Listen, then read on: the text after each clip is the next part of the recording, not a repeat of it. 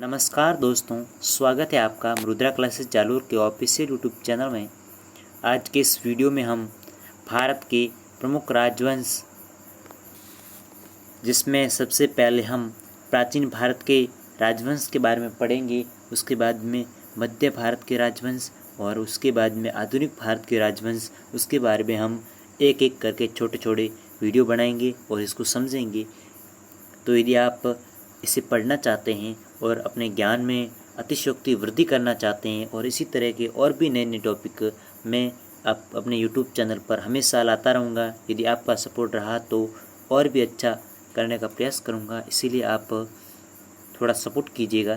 तो देखिएगा, भारत के प्रमुख राजवंश, इसमें शासक है प्राचीन भारत के वंश और शासक, इसके बारे में हम सबसे पहले चर्चा करेंगे। इसमें सबसे पहला वंश रहा है हमारे देश में हर्यक वंश, जिसकी समय सीमा 545 से 412 ईस्वी तक रही थी, जिसके हर्यक वंश के संस्थापक बिंबिसार थे। इसकी राजधानी गिरिव्रज, जिसको राजगृह भी बोलते हैं। बिंबिसार के बाद में अजातशत्रु, उदयन, इस तरह कुछ प्रमुख शासक आए और उसके बाद में धीरे धीरे हर्यक वंश का अंत हो गया। उसके बाद में बात करें, दूसरा वंश आता है हर्यक वंश के बाद में दूसरा वंश आता है शिशुनाग वंश, जिसके समय सीमा 412 से 344 ईसा पूर्व। इसके संस्थापक थे शिशुनाग। देखो, नाम से स्पष्ट है, शिशुनाग मतलब शिशुनाग वंश, जो क्या थे, एक अमात्य, एक मंत्री थे और धीरे धीरे उन्होंने राजा का पद पा लिया। यहाँ पर कुछ प्रमुख शासक हुए थे, जिसमें एक नाम आ रहा है कालाशोक, जिसके समय में आपको पता होगा द्वितीय बौद्ध संगति हुई थी।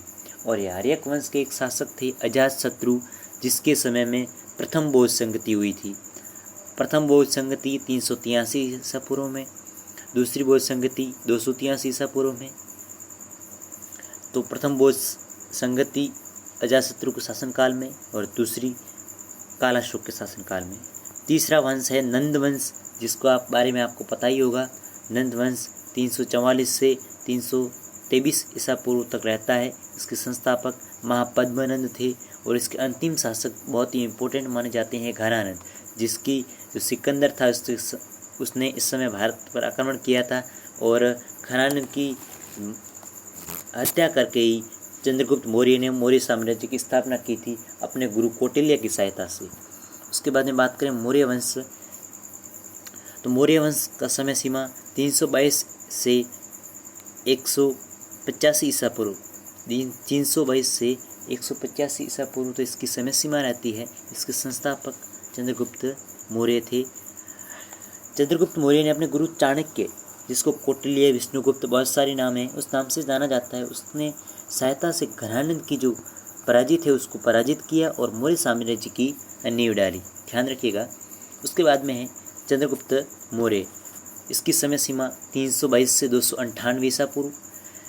इसके समय में क्या हुआ था, एक तो प्रसिद्ध 305 ईसा पूर्व में सेल्यूकस और मैसिडोनिया के शासक थे, जो सेल्यूकस थे, और एक अपने चंद्रगुप्त मौर्य। इनके समय में एक प्रसिद्ध युद्ध हुआ था, जिसमें चंद्रगुप्त मौर्य की विजय हुई और जो सेल्यूकस है उसको पराजित होना पड़ा। इसके लिए कुछ उन्होंने प्रमुख शर्तें रखी कि सेल्यूकस है अपनी पुत्री जो हेलेना है उसका विवाह चंद्रगुप्त से कर दिया। पहली तो शर्त ये होगी।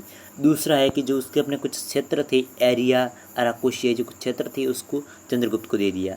और तीसरा, उसने अपने राजदूत जो मैगस्थनीस था उसको चंद्रगुप्त के दरबार में भेजा।